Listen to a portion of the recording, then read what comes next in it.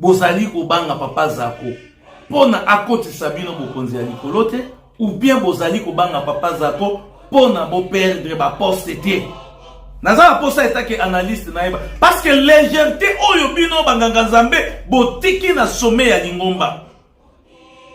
Banganga nzambe bakoma ko défiler bazali kobina, banganga nzambe bakoma ko sala ba acte oyo lingomba ezali ko pekisa bana ya ba papa bakoma n'importe comment ko sala makambo ko zwa ba décision.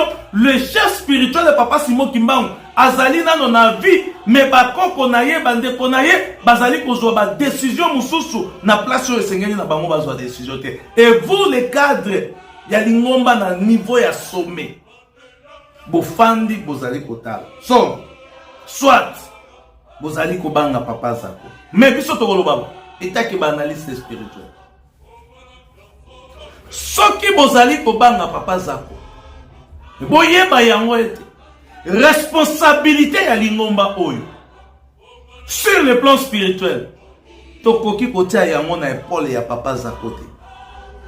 Responsabilité ya lingomba sur le plan spirituel tokoki kotia yango na ba épaule ya papa zako te.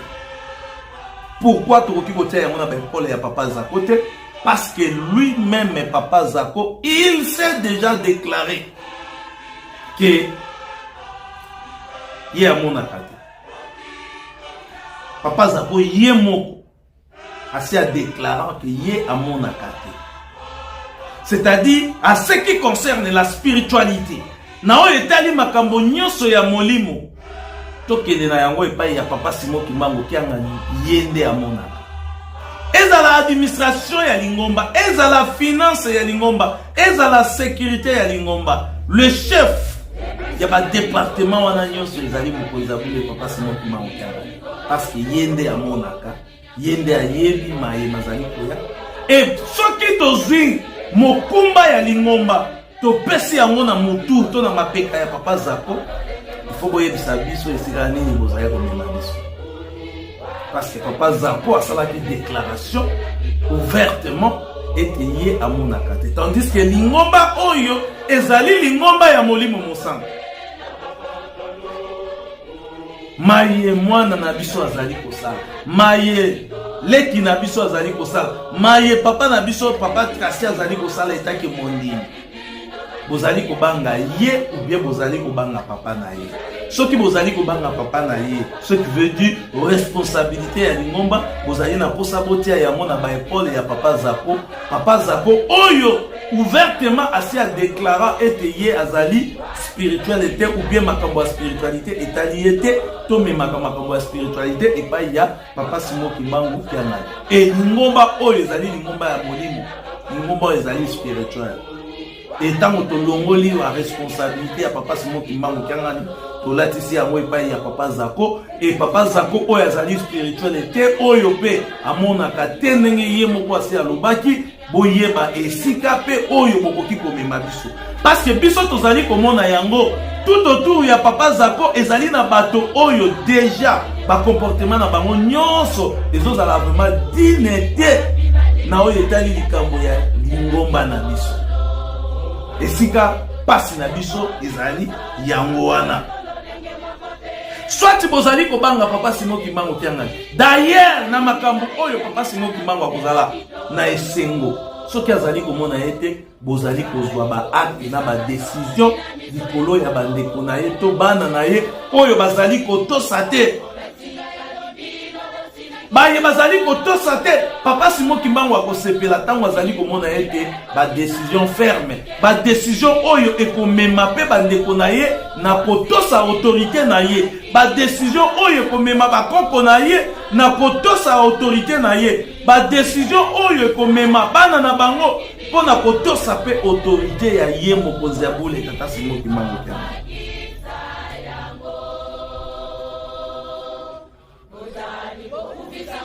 Comportement ya papa Tracy. Soki bozali kozwa yango à la légère. Biso tozali ba analyste spirituel. Tozo la kisabino quelques éléments. Oyo ezali ko la kisaete bino bambuta. O bozali na sommet botiki porte ouverte. Et pas ya bana na biso bati à la main. na makambo ya lingomba wana nanu bazali bakimbangiste te kopesi bango ordre yango tolobaka ete ndenge tozali koanalyse comportement ya papa Tracy na ba acte na ye na makambo azali kosala tozali komona yango exactement comportement oyo papa Paul azalaki na yango oyo lelo bino bozali koloba ete papa Paul azali motu mabe elobi mpe tokoya komona yango ete papa Tracy azali motu mabe mais avale wana accès wana na ba makambo wana nyonso banani bapesi yango ezali bino banganga nzambe ezali bino banganga nzambe awa kaka ndenge tozali kolobako soki bino boyebi ba video ebele ezali koleka na ba réseaux sociaux ya papa Tracy ya mabina ezali contraire na doctrine na biso et ça mérite des sanctions pour na makambo wana o etali ya mabina soki bango bazali sanctionné te soki bango bateyami te bandimi mpe bakozala na eloko oyo bakoki koyekola na makambo etali mabina te po bayebi kaka ke bapapa babina bana na bango babina biso mpe tokobina parce que tozali kolanda matabi na bango bavideo ya papa Tracy eleki ebele na bareseaux sociaux na bana basi soki ezalaki mondimi je crois que na bagroupe nde basi batindeli biso bakengi nde batindeli biso deja batu ya ndenge na ndenge po ete bakoka kosambisa biso nde ba 3 mois ba 4 mois deja tosiki ya makila